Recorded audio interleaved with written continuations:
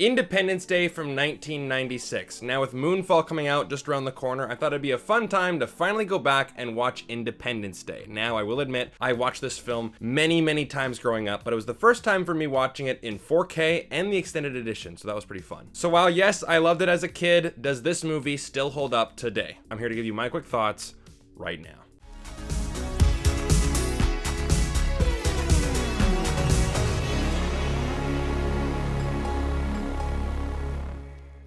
Hey guys, how's it going? My name is Brandon, aka the BrandoCritic, and I want to say thank you so much for being here and clicking on this video. I'm sending you a ton of positive vibes your way. Today I'm going to give you my honest, no BS review for Independence Day from 1996 and tell you if it's still worth a watch today. If you guys like the channel and you want to support it, then definitely hit like and subscribe. I really appreciate every single one of you guys. But if you really want to support the channel, then come follow me on Patreon. We got a ton of extra content there, a great community. I will see you guys there. But also make sure to check out my partners at Movie Scene Canada as well. Their link will be down below in the description. So, we have Independence Day from 1996, directed by Roland Emmerich, and you know him from such films as The Day After Tomorrow, 2012, Godzilla, and The Patriot. And in Independence Day, our question to whether we're alone in the universe is answered on July 2nd, 1996, when an alien mothership enters Earth's orbit and deploys multiple saucers to take positions over the world's largest cities. The three the story focuses on are Los Angeles, New York City, and Washington, D.C. And the characters we are with for this journey are as follows. Captain Stephen Hiller, played by Will Smith, who is a U.S. Marine who dreams of being in NASA, but knows that he will never get in if he marries his girlfriend Jasmine, played by Vivica A. Fox, because she's a stripper. I'm a dancer. Ballet. No. Exotic. Russell Case, played by Randy Quaid, a retired Vietnam vet, a crop duster, and a drunk who is constantly ridiculed by the locals for his claims of being abducted by aliens. He is also a father to 3 kids who all live in an RV. David Levinson, played by Jeff Goldblum, an MIT graduate / satellite technician who figures out that the aliens are using our own satellites to communicate with each other. With this information, he along with his father Julius, played by Judd Hirsch, drive from New York to Washington to warn his ex-wife Constance, played by Margaret Colin, who is the White House communications director, to President Thomas Whitmore, played by Bill Pullman, who is an ex-fighter pilot and now getting a ton of bad press. Like every United States president. They elected a warrior and they got a wimp. With David's information, the president orders the evacuation of those cities, but it's too late as the cities are destroyed. So it's up to our characters to stop these aliens and save humanity. So, is this movie worth a watch? I'm gonna say yes, but for most people, it's a yes, because this movie is a competent, fun, exciting, action-adventure, sci-fi disaster movie with a great cast. That's what most people watch when they see Independence Day.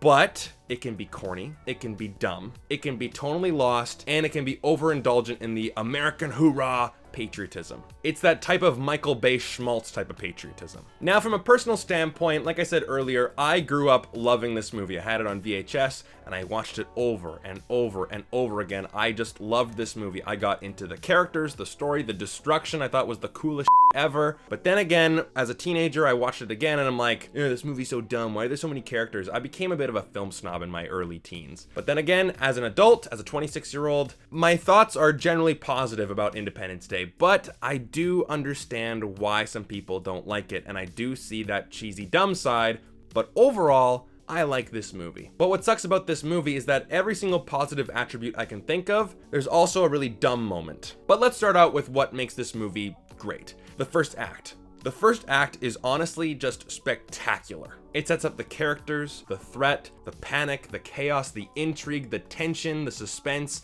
and it's paced extremely well. The entire execution of the first act is just brilliant, and I love the way that they set up the aliens.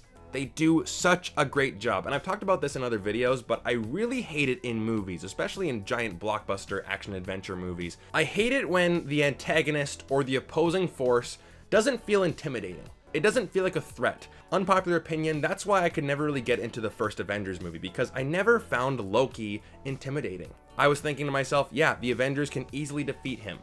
With the aliens in this movie, they are a force to be reckoned with. Right from the first shot with the moon, and then you see the shadow, and then you see the alien ship coming on the screen. It's just wonderful. It's so visual, it's just so great. You can feel the power of these aliens. You can feel how big they are. You can feel their wrath on screen. It is just spectacular. I love how big the ships are. You can really feel the scale. The design of the ships are amazing. And just seeing all those ships go over those cities and seeing the shadows go over those landmarks, you can really feel that, yes, we are in for quite a fight against these aliens. And the destruction. Holy 1996, and this movie still looks great. All that destruction stuff, man, it just gives me chills, especially the one shot where the Capitol gets destroyed. Because you can tell that it's not just CGI. They actually used miniatures and they actually blew it up. It's just great. And that shot of the White House, I mean, I know that that was used for the trailer. That is one of the best teaser trailers of all time. Really, it really did work. It got people hyped for Independence Day. But they are powerful villains, right? Like after the destruction, when you see all the fighter pilots trying to defeat the villain, they have shields. So attacking them with fighter pilots won't work. Then of course, President Whitmore tries to nuke them. That won't work. You still can't defeat them with nuclear weapons. And when they're in Area 51, they look intimidating, they're stronger, they're faster, and they have telepathic powers. And their technology is far more advanced. This movie does a great job at really building up the power of these aliens and really thinking, how in the world are we going to defeat them? That's what makes it intriguing. That's what makes it interesting. And the good thing too is that we care about these characters for the most part. I will talk about the over-bloated subplots of all the side characters, but the three main characters in this movie, President Whitmore, played by Bill Pullman, he just has a great screen presence and he's a very believable president. He has that alpha politician aura around him, and of course he has his speech. Now some people, some foreigners, really don't like that speech because it's cheesy, it's American hoorah, but you know what? I think it really does work for this movie, and you know what, I can't help but just jump out of my seat, and yeah, that speech is it's just great. Jeff Goldblum as David Levinson is also just charismatic as hell. He's our friendly, planet-saving man, and he's wickedly smart too. And I always find characters who are extremely smart and charismatic just really great to see on screen. I find that I care a lot about them because they don't just have a bunch of muscle, they have a lot of brain too. Our muscle comes with Stephen Hiller, played by Will Smith, but even he has all that charisma. I mean, this was in his heyday, folks, right? He had Bad Boys, he had this, he had Men in Black, and he's one of the most charismatic actors of his generation. And one thing though in this movie, and it's subtle, but I love how he's always able to maintain frame. Like for example, when Jeff Goldblum is talking about his plan, about how he's gonna upload the virus to the alien spaceship, Stephen Hiller says, I'm gonna fly that alien spaceship up to the mothership. So then of course, Jeff Goldblum asks him if he can do it. You really think you can fly that thing? So now in the power dynamic, Will Smith's Stephen Hiller has to prove himself to David. But of course, he says this. You really think you can do all that bullshit you just said? He just always lets the audience know that he's the coolest and most dominant person in the room. Period. So our three main characters are just great, and they have great chemistry together. The problems with this movie though, there are a ton of characters. Like, way too many characters. Now, I watched the extended version, and the extended version has a lot more of Randy Quaid's Russell in it, and his family, and a lot more character development. But when I was watching those scenes, I'm like, yeah, Jesus. It really does show us how many characters we actually have in this story. And because of that, this movie feels bloated. And honestly, in my personal opinion, this movie is in some serious need of some streamlining. Because Will Smith and Jeff Goldblum have great chemistry together, but they do not actually share that much screen time together. It's really just the last third of the movie where they're going up to the alien spaceship. That's when they're together, but they work so well together. I think the movie definitely needed more of that and less of stripper girlfriend, the first lady. Like when they're talking after the wreckage in LA, I'm like, why are we here again? We gotta make room for Randy Quaid's family. Yes, he is the most important character in the end because he does end up saving the day. Spoiler alert. And because this movie is so bloated, the characterizations feel extremely thin. There aren't really arcs in this movie. There aren't character arcs. Instead, we get ham-fisted characterization that feels not thought out and it feels very cheap. For example, Stephen Hiller wants to go into NASA, so he goes up into space. Right. Got it. Done. David Levinson is Eco-Man. He wants to save the world. He does. Done. Randy Quaid's Russell. He wants revenge on those aliens for abducting him. He does. President Whitmore. He's getting some bad press. He longs for the days of being a fighter pilot. Becomes a fighter pilot and saves the day. It's just like, okay, character motivation, check, one line of dialogue, and then payoff at the end. That's it. And while, yes, I have to give the movie credit for setting it up and paying it off, one line of dialogue and then just paying it off at the end of the movie without anything in the middle and focusing more on the side characters, I don't know, guys. It's definitely not very thought out, and the movie does feel very thin because of it, and that is a problem for some people, like myself. But on top of that, this movie is pretty obvious, dumb, corny, and yeah, it does feel tonally lost at times. Like, for example, the first act, I take this movie very seriously, right? They treat the aliens with respect, like they are this giant force to be reckoned with. It's tense, it's suspenseful, it's really well executed. Okay, so we're in a movie that, you know, the threat is real. Like, we're not, you know, joking with each other. It's not gonna be a lighthearted movie. You know, that's what you think in the beginning. But then there are a lot of ham-fisted comedic moments. Now, some of it works, right? Like David Levinson and his father, I think that relationship is great because it's just situational humor. And of course, Stephen Hiller's personality. You know, he's a joking guy. He's joking with Jasmine's kid. He's joking with the alien, and he's joking with Jeff Goldblum at the end. But then we get Harry Connick Jr., who is by far the worst character in the movie. You have the gay panic scene, which feels like it came out of a movie from Michael Bay, you know, just ripped right from those pages. And then even after all this destruction, he's acting like a complete idiot. And of course you have Randy Quaid's character Russell, you know, this drunken guy who was abducted by aliens, and then you have the locals making fun of him like, oh, he was sexually abused by aliens.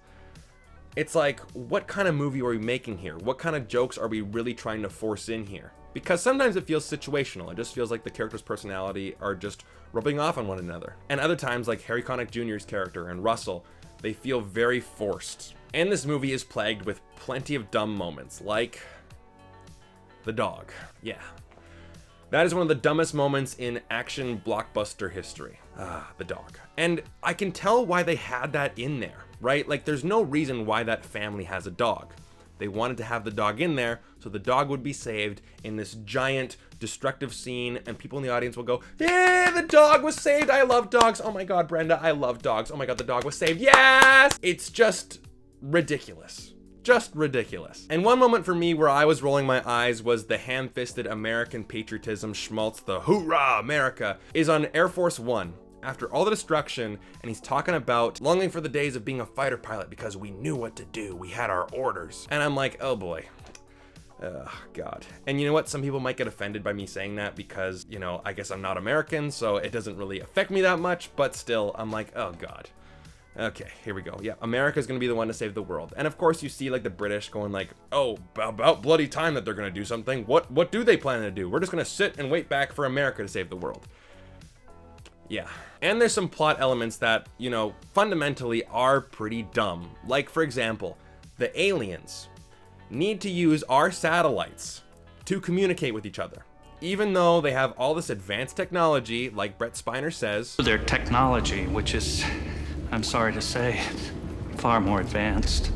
And they can travel through space. They still need to use our satellites to communicate with one another. Okay, so then if our satellites are so important to them, then why do they just allow one to be completely destroyed? Now, I will admit that that shot, you know, it does show the scale of the aliens, but it goes against their plan. But of course, that plan leads to the end to show that Jeff Goldblum was able to intercept their signal and now can use that technology to plant a virus using a 1996 Mac computer into alien technology to destroy their shields.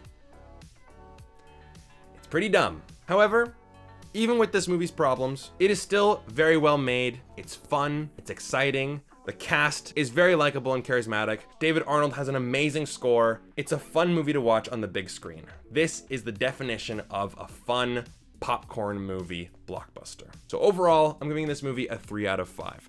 Yes, like I said, this movie is plagued with problems, and sometimes those problems can derail the movie for some. But overall, this movie is a very fun time. And you know what's funny? Just on a personal note, people often hate on me for hating on Independence Day too much. But what's funny is that people often hate on me as well for loving Independence Day Resurgence too much. So I think that Independence Day is overrated. Independence Day Resurgence is also underrated. Now, this movie is better than the sequel, but I also think that the sequel gets way too much hate. Really, it does. Sure, those characters are not as charismatic as these ones, but I feel like that one definitely knows what kind of movie it's making. It knows its tone, as opposed to this one where I feel like it kind of gets the tone a little bit mixed. But that's another discussion for another day. Independence Day, you now know my thoughts. What are yours? Leave them down in the comment section down below. And again, guys, thank you so much for sticking with me to the end of this video. If you want to see more videos just like this, then definitely hit like and subscribe. I appreciate all the support. You can find me on Instagram, Twitter, TikTok, and Letterboxd at BrandoCritic. And if you really want to support the channel, then you can find me on Patreon, just like these wonderful people right here. Thank you guys so much for watching. I will see you guys in the next video. Take care.